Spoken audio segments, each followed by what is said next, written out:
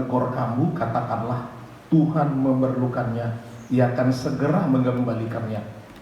Hal itu terjadi supaya genaplah firman yang disampaikan oleh Nabi. Katakanlah kepada putri Sion, lihat rajamu datang kepadamu. Ia lemah lembut dan mengendarai seekor keledai beban yang muda. Maka perilaku murid itu dan berbuat seperti yang ditugaskan Yesus kepada mereka. Mereka membawa keledai betina itu bersama anaknya, lalu mengalasinya dengan pakaian mereka, dan Yesus pun naik ke atasnya. Orang banyak yang sangat besar jumlahnya mengampakkan pakaiannya di jalan. Ada pula yang membawa ranting-ranting dari pohon-pohon dan menyebarkannya di jalan. Dan orang banyak yang berjalan di depan Yesus dan yang mengikutinya dari belakang bersorak, berseru katanya, Hosana bagi anak Daud, diberkatilah dia yang datang dalam nama Tuhan, Hosana di tempat yang maha tinggi. Dan ketika ia masuk ke Yerusalem, membawa seluruh kota itu, dan orang berkata, siapakah orang ini? Dan orang banyak itu menyahut, inilah Nabi Yesus dari Nazaret di Galilea. Puji Tuhan. Yang berbahagia adalah mereka yang mau mendengar firman Tuhan dan merenungkan dan melakukannya. Saudara, kitab ini atau topik mengenai Yesus memasuki kota Yerusalem itu ditulis dalam 4 Injil. Luar biasa. Matius, Markus, Lukas, Yohanes. Itu menandakan berita ini sangat penting dibandingkan dengan peristiwa-peristiwa tentang kisah Tuhan Yesus yang lain, tentang penulisannya. Misalnya kisah kelahiran Tuhan Yesus hanya ditulis oleh 2 Injil. Itu dalam Injil Matius dan Injil Lukas. Hanya 2 Injil yang mau ceritakan kisah kelahiran Tuhan Yesus. Demikian juga kisah tentang kenaikan Tuhan Yesus. 4 Injil tidak semuanya menulis, tapi ditulis oleh 3 kitab Injil, yaitu Markus, Lukas, dan Kisah Para Rasul. Dan hari Pentakosta atau hari turunnya Roh Kudus, 4 Injil tidak ada yang mau mencatat, kecuali kitab Kisah Para Rasul pasal 2. Jadi hari Minggu Palen atau hari ini adalah hari yang sangat penting, sampai 4 rasul mencatatnya dengan berbagai variasi, dengan sudut pandang yang berbeda-beda. Dan tahun ini kita mengikuti apa yang ditulis Rasul Matius, sebab 4 Injil mencatat ini. Nah, kenapa harus dicatat? Kenapa Tuhan Yesus harus pergi ke kota Yerusalem? Tuhan Yesus adalah Tuhan yang diutus oleh Bapa di sorga. Tujuannya adalah untuk menyelamatkan manusia. Dan cara menyelamatkannya hanyalah dengan mengorbankan anaknya yang tunggal melalui kematiannya sebagai anak domba Allah. Bagi Allah ada semua waktunya. Ada waktu kelahirannya, ada waktu kesengsaraannya, ada waktu dia ditangkap. Itu sebabnya ketika orang berusaha menangkap Tuhan Yesus, ya, padahal dia tiap hari ada di bait Allah, dia tidak ketangkap karena belum waktunya. Dia harus ketangkap dulu di Taman Getsemani, dia harus berdoa dulu, dia harus berdarah-darah dulu. Semuanya ada masanya. Seperti minggu lalu kita juga mendengar tentang ada masanya. Dikatakan oleh tulis, untuk saat inilah aku datang, dikatakannya. Demikian juga Tuhan Yesus harus punya rencana pergi ke kota Yerusalem untuk menggenapi nubuat para nabi 500 tahun sebelumnya. Nabi-nabi telah menubuatkan, kitab Zakaria dikatakan bahwa dia akan memasuki kota Yerusalem dan akan disambut sorai-sorai oleh putri Sion. Putri Sion, putri Yerusalem bukan berarti putri. Kalau dikatakan di Indonesia ini ibu pertiwi menangis, bukan berarti ibu-ibu warga Indonesia semua pada menangis. Artinya adalah penduduk Indonesia. Jadi katakan putri Sion, menyambut itu berarti seluruh penduduk Yerusalem. laki perempuan kecil besar menyambut Tuhan Yesus, mengatakan Hosana, menggenapi nubuat perjanjian lama. Hosana, dia yang datang dalam nama Tuhan. Jadi tidak ada satupun nubuat di perjanjian lama ini yang tidak digenapi. Jadi itu harus digenapi. Dan kenapa dia pergi ke sana selain menggenapi itu? Bahwa dia harus dinyatakan sebagai raja. Raja yang berbeda dengan raja-raja yang lain. Dia disebutkan sebagai raja yang menang perang, tapi versinya berbeda. Dahulu kalau orang selesai berperang raja, dia akan menunggang kuda, tanda kemenangan, dan disambut dengan sorak-sorai, dengan daun-daun palem. Ini pemuda bikin daun palem, disambut dengan pakaian harus dilepas, diletakkan di jalan yang kasar, belum aspal seperti sekarang. Ini semua dilepas, semua daun-daun dilepas, ditaruh panjang sepanjang jalan. Dilepas baju-baju, artinya tanda kehormatan, tanda perlindungan, tanda keamanan, tanda kehormatan karena menutup aurat. Tapi itu harus dilepas karena raja datang. Dan diletakkan itu bagaikan karpet, dan jalan diinjak pakaian yang bagus, diinjak daun-daun semua yang segar hijau, diinjak oleh kaki Yesus, bahwa dia adalah raja. Tapi dia raja yang membawa kedamaian. Dia raja yang lemah lembut, dan simbolnya tidak kuda. Tapi simbol kekuatan Tuhan nanti akan ada di kitab Wahyu. Dia menunggangi kuda putih dan merebut kemenangan. Semua tentang kerajaan yang akan terjadi nanti diceritakan dalam kitab Wahyu. Ada nanti kesusahan besar, ada kuda merah itu berdarah-darah, ada kuda kuning hijau, artinya penyakit datang di seluruh dunia. Ada kuda hitam datang berperang, artinya maut datang, banyak orang mati. Dan terakhir datanglah sang juru selamat, kuda putih, memenangkan peperangan itu. Kuda simbol peperangan, tetapi keledai bukan. Tapi Yesus datang dengan damai. Dia tidak datang dengan buru-buru, dia datang mengendarai keledai. Keledainya pun keledai yang baru, yang lemah. Kita sudah baca itu, karena dia harus menyerahkan dirinya di kota itu nantinya 5 hari kemudian. Dia datang pada hari Minggu seperti saat hari ini, tapi 5 hari kemudian teriakan yang menyebutkan Hosana atau Hosiana bagi raja, kemuliaan bagi dia. Selanjutnya orang yang sama yang berteriak itu akan menyalibkannya. Dan dalam menyalibkannya juga sebuah harus versi raja. Di kayu salib di atas ditulis Jesus Nazarian Rex Judairus. Yesus, ya, orang Nazaret, raja orang Yahudi. Demikian juga dipakaikan pakaian kerajaan. Dulu pakaian kerajaan itu mesti warnanya ungu. Dan itu warna yang paling sulit didapat, karena didapat daripada sejenis gangga atau kerang dari dasar laut yang bisa menciptakan warna ungu. Itu sebabnya pedagang kaya dulu, pedagang kain ungu, kain sutra itu Rasul Paulus. Karena dia harus menopang sendiri pelayanannya karena kurang dukungan. Dia harus sambil bekerja, berbisnis, sambil menginjili. Itu Rasul Paulus bekerja sama dengan Priska Aquila. Mereka pedagang kain ungu, itu sangat mahal. Dan Yesus diolok-olok dengan memakaikan kain ungu. Engkau raja, udah dipukul. Engkau raja, ini mahkotamu, tapi mahkota duri. Dan sebenarnya Yesus adalah raja di atas segala raja. Itu sebabnya perlu kita orang Kristen, sengaja Bapak Gembala bikin di WA, hari Minggu itu hari Minggu Palma atau Palmarum dalam bahasa daerah. Ya. Kita harus rayakan itu, bagaimana Yesus menyatakan dirinya bahwa dia adalah raja. Untuk itu dia harus berperilaku seperti raja. Dia perintahkan 2 orang muridnya. Dia tidak sebut, Alkitab tidak menyebut 2 orang siapa 2 murid itu. Kenapa? Untuk menceritakan kepada kita si pembaca bahwa engkau dan saya adalah murid yang taat pada perintah yang tidak masuk akal, tapi kita taati. Kemudian juga perintahkan ke kota, ada jarak 2 kota. Di situ ada satu kampung. Pergi ke sana, kampung terdekat.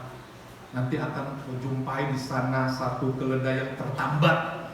Dan Tuhan Yesus bilang, kalau nanti ada orang bertanya untuk apa, kenapa diambil, Variasinya macam-macam karena 4 Injil menceritakan, hei kenapa kalian ambil? Ada apa? Dan nanti jawab, Tuhan memerlukannya. Dan Alkitab tidak mencatat siapa pemilik itu. Itu menggambarkan kita kalau memiliki sesuatu dan Tuhan bilang, Tuhan memerlukan uangmu, anakmu, hartamu, jangan ada yang menahan. Dan memang Tuhan memerlukan dan dilepaskanlah keledai itu. Begitu Tuhan senang, wah, rupanya Tuhan bisa menggerakkan hati orang. Dan setelah dibawa murid-murid, entah bagaimana, semua mereka lepaskan bajunya, diletakkan di keledai itu, dan disuruh guru itu, naik guru, ayo kita jalan. Kemudian mereka memasuki kota Yerusalem. Kota itu di bukit, jadi menanjak. Itu keledai bukan untuk berperang, jadi dia tidak kuat, tapi dia ikut menanjak. Sementara dari mulai gerbang kota Yerusalem udah ribuan orang datang.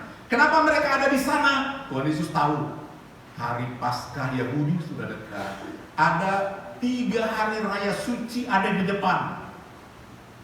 Sehingga semua orang datang berziarah ke kota itu untuk merayakan, membawa korban Paskah.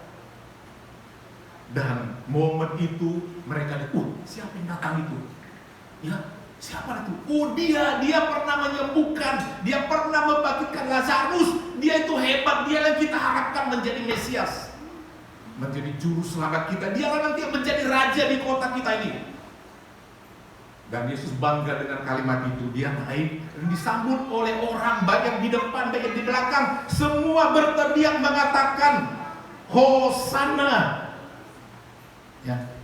Hosana, Hosana, anak Daud, diberkatilah dia yang datang dalam nama Tuhan.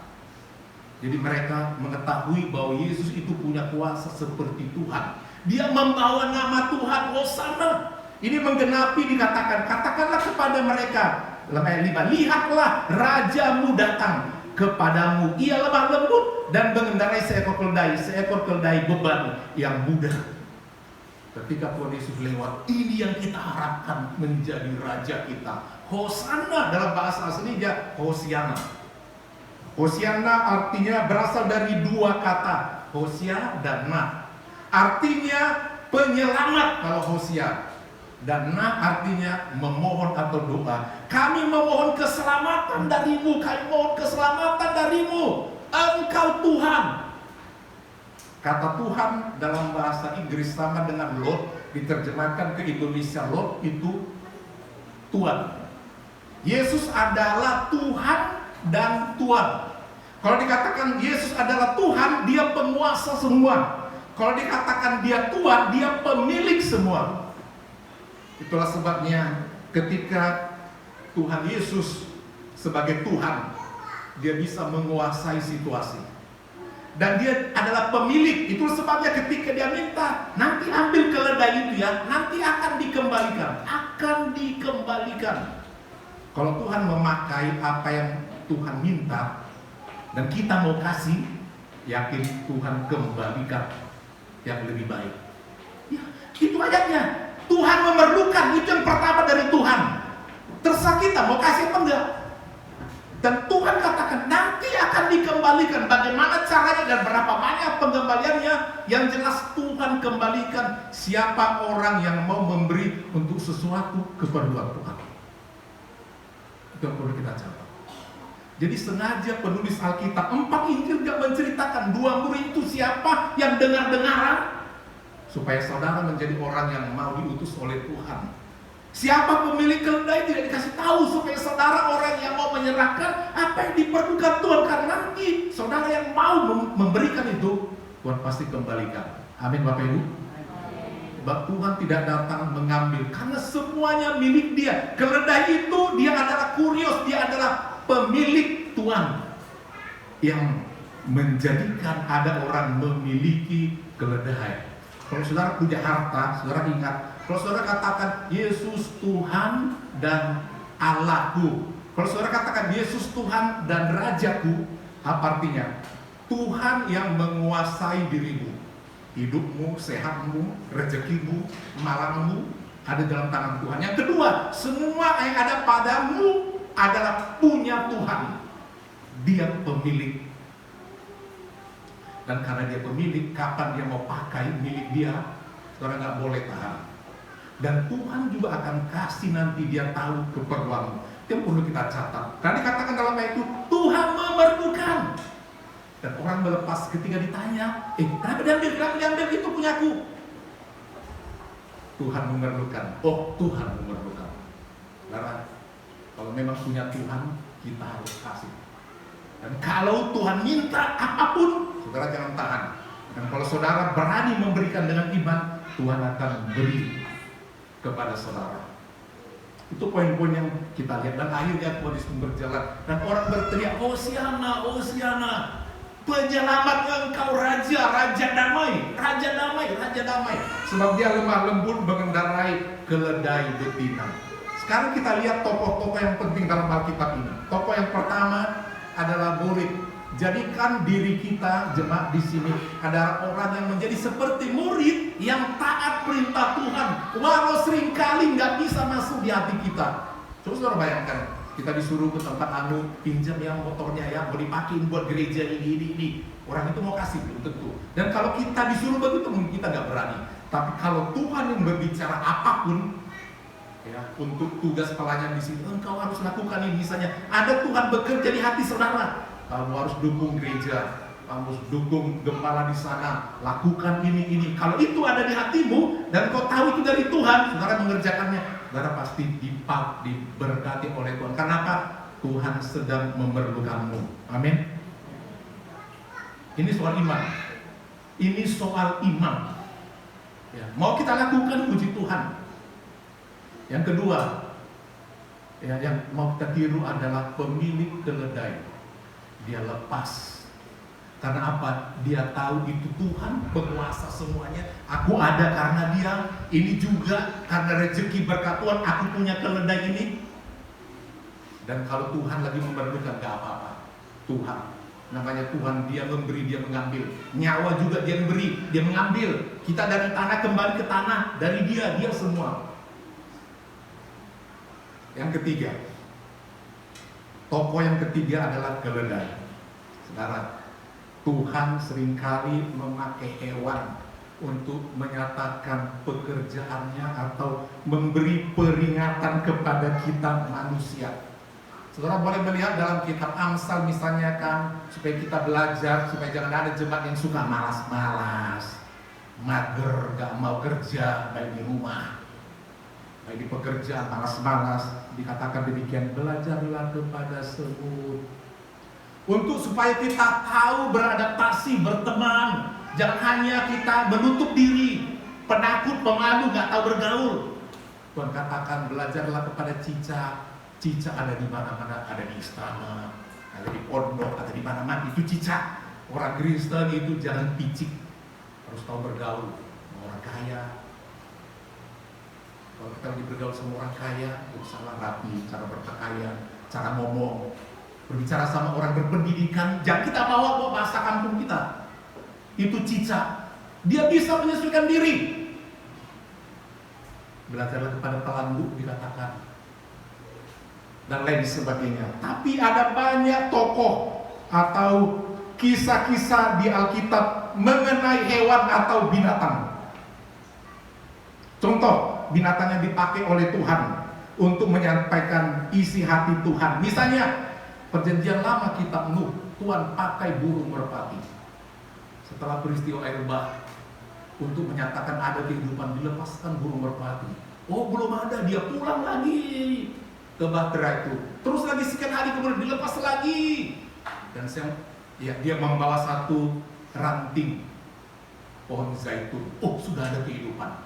Tapi belum bisa tinggal di situ sebab masih terendam juga. Lepas lagi berapa hari kemudian, burung merpati gak balik-balik lagi. Karena apa? Sudah kering, udah bersarang, udah berkembang biak. Burung merpati simbol perdamaian yang mengangkat, yang dia menggigit ranting itu pohon zaitun, simbol perdamaian.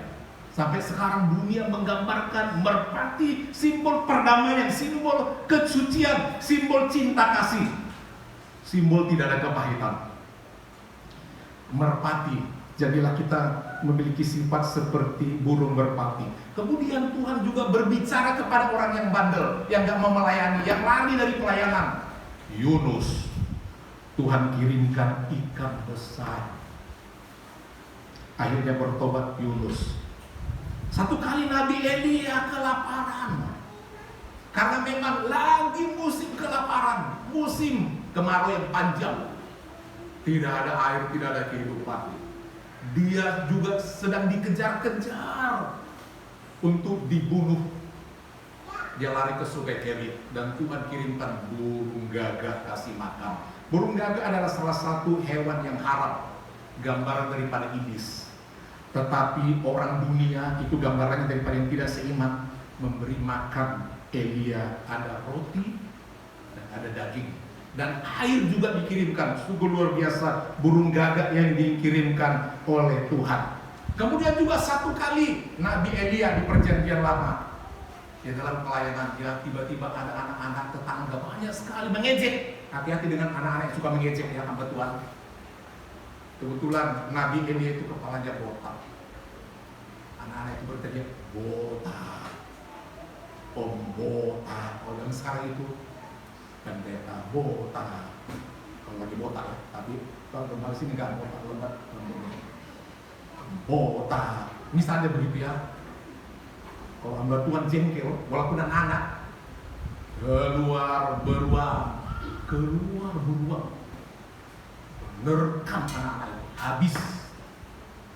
Hati-hati jangan suka mengejek pekerjaan Tuhan termasuk hamba Tuhan. Itu kisah yang nyata. Tuhan kirimkan beruang. Apa artinya? Ini simbol kengerian, simbol penyakit, simbol bencana. Mungkin sekarang nggak muncul beruang, tapi beruang itu bisa gambaran apa? Penderitaan.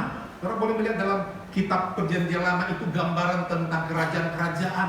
Dikatakan maka keluarlah seekor dari laut seperti binatang ini, seperti lembu, ada seperti beruang, berkaki ini, berkepala ini. Itu sebuah simbol-simbol kejahatan di dunia. Saudara meremehkan, mengejek pekerjaan Tuhan, Tuhan bisa kirimkan beruang atau bencana untuk mengganggu kita, saudara yang kasih. Kita juga melihat singa melindungi Nabi Daniel. Dia orang yang takut kepada Tuhan. Ya, semua memfitnah dia dan dia masuk ke dalam gua singa, dia mati sekalian. Ini nabi-nabi ini kurang ajar, nggak mau nyembah patung Nebukadnezar, nggak mau nyembah. Ini perlu dikasih pengajar biar mati sekalian. Sampai di gua singa akan terjadi, singa-singanya semua ditutup oleh malaikat mulutnya, yaitu Tuhan Yesus. Dan semua mereka tidak ada yang bisa memakan. Tapi di situ dia keluar. Dari situ orang yang tadinya memfitnah menjebloskannya, di situ dilemparkan ke gua singa itu, langsung singa itu menerkam.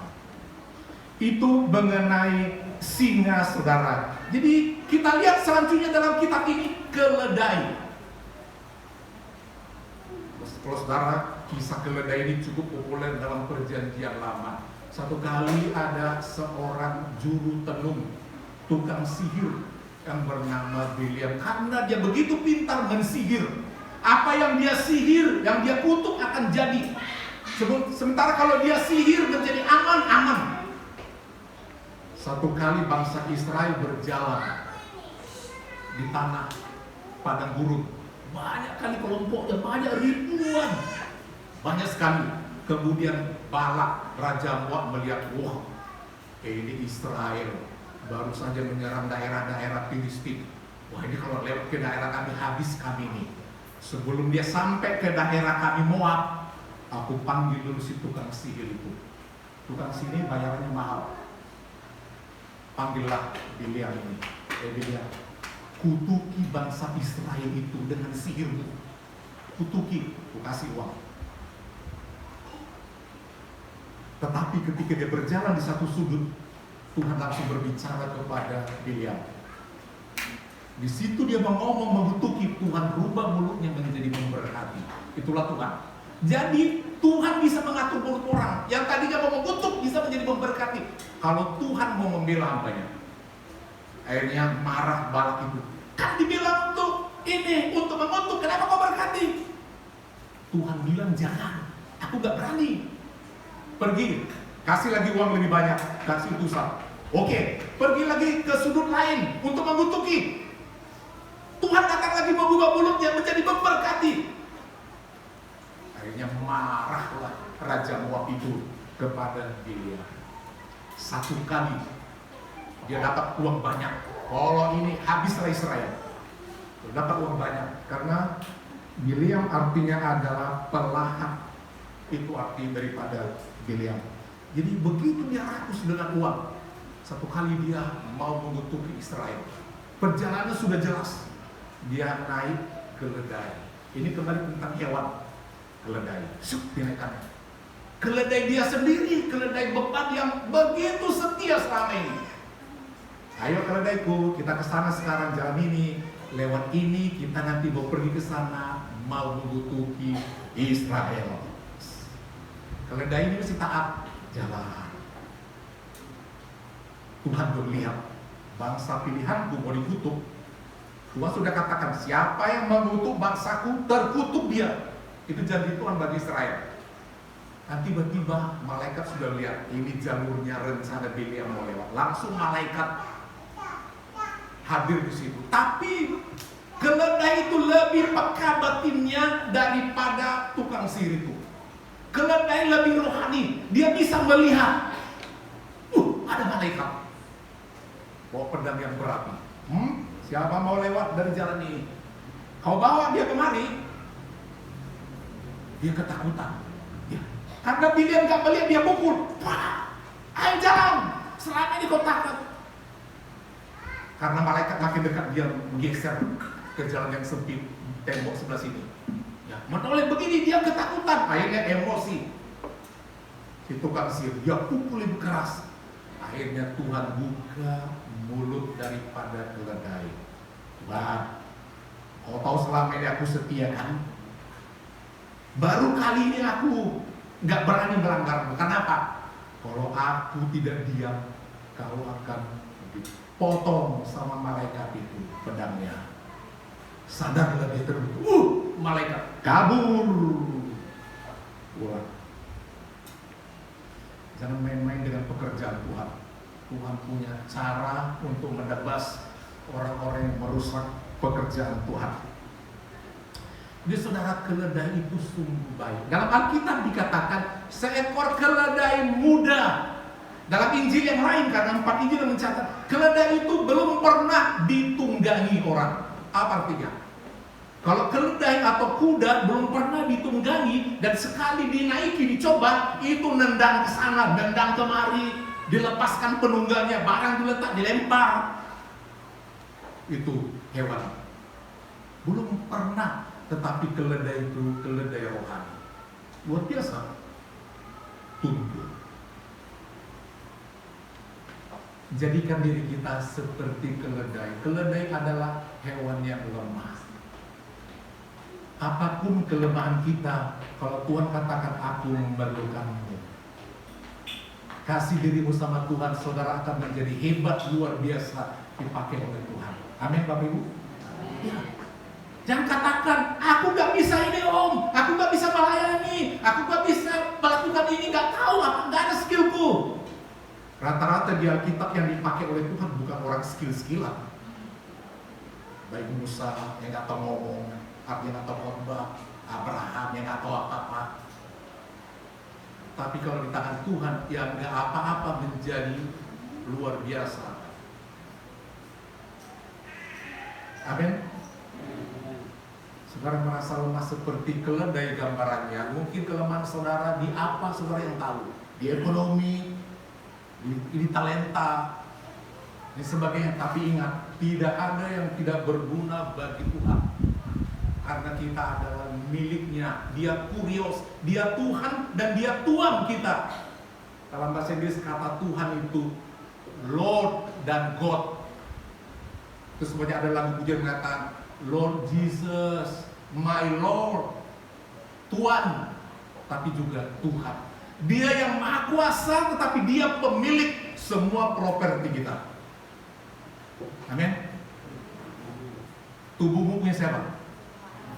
Itu sebabnya tubuhmu adalah milik Roh Kudus. Kan disebutkan begitu. Apa yang saudara punya, semua punya Tuhan. Jangankan 10%, semua punya Tuhan.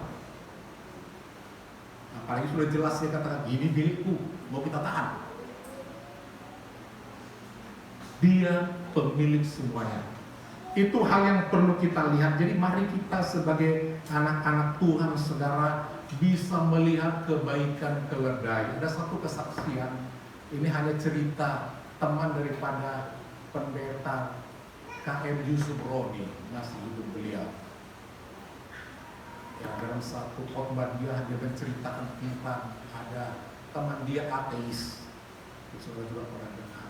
Tahu artinya ateis? Gak percaya sama Tuhan. Kalaupun ada Tuhan, Tuhan ciptaan manusia. Dia seorang dokter.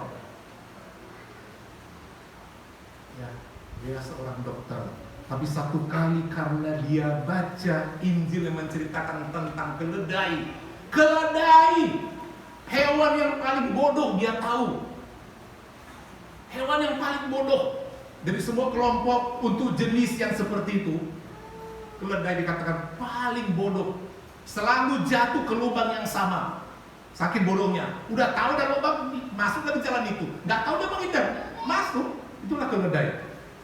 Selalu mengulang kesalahan yang sama. Dia melihat keledai saja bisa taat, bisa mengerti Tuhan. Dia tidak melawan, yang bisa itu melawan. Keledai yang belum pernah dia apain bisa, yang tidak sekolah, dia bisa melihat Tuhan. Akhirnya si dokter berkata, aku pintar, aku sekolah, aku ini. Mau ada satu oknum yang membuat aku pintar, yang bisa membuat aku melihat, yang bisa begini, akhirnya dia penangis.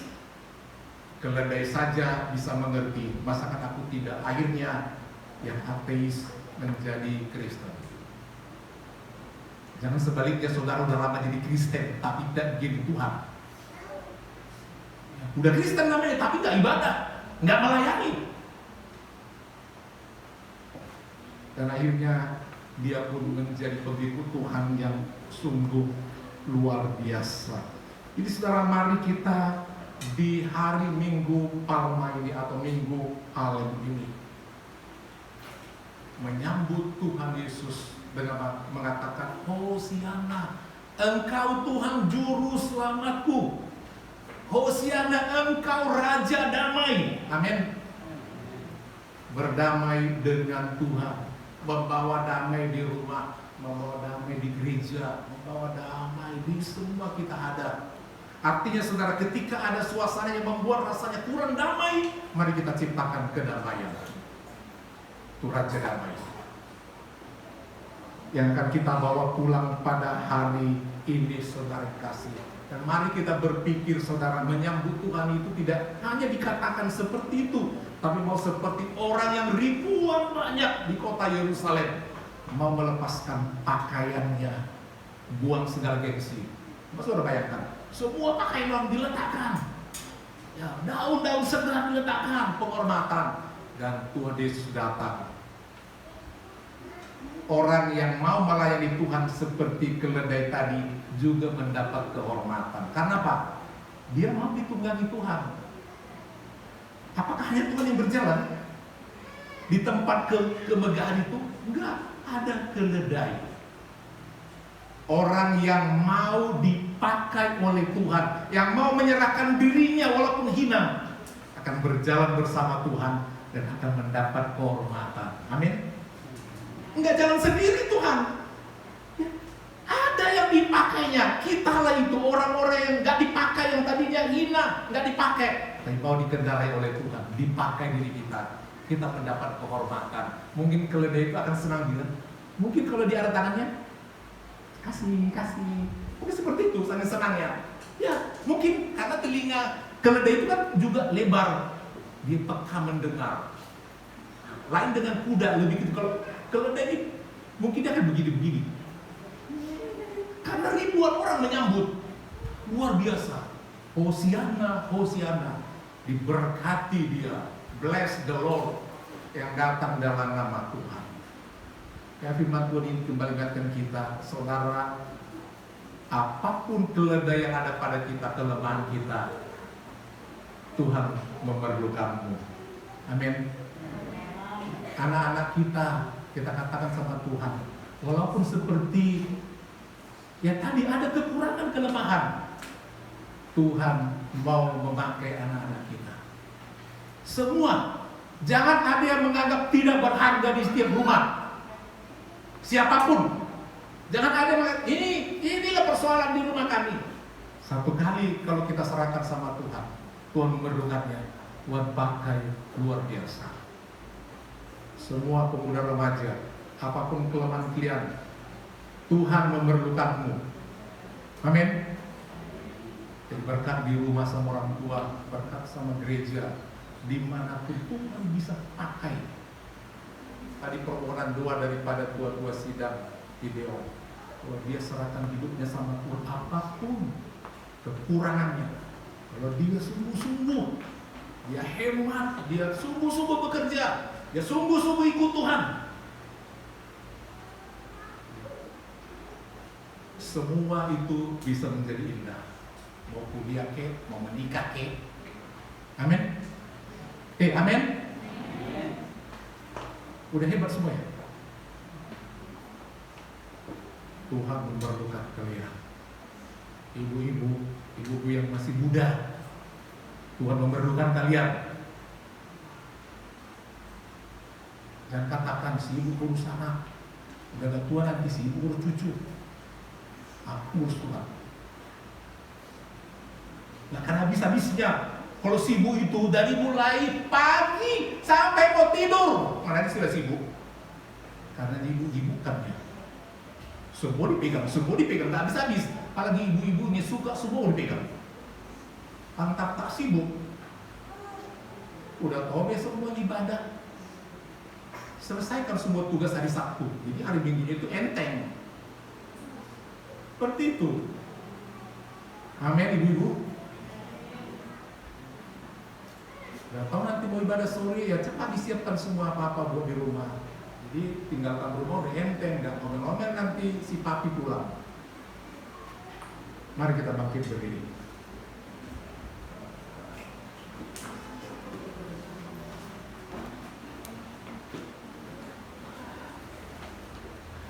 Hosanna, Hosanna, Hosanna yang tinggi. Hosanna, Hosanna, Hosanna yang tinggi. Ku puji namamu, hatiku bersyukur. Ku tinggikan kau Allahku, Hosanna yang tinggi.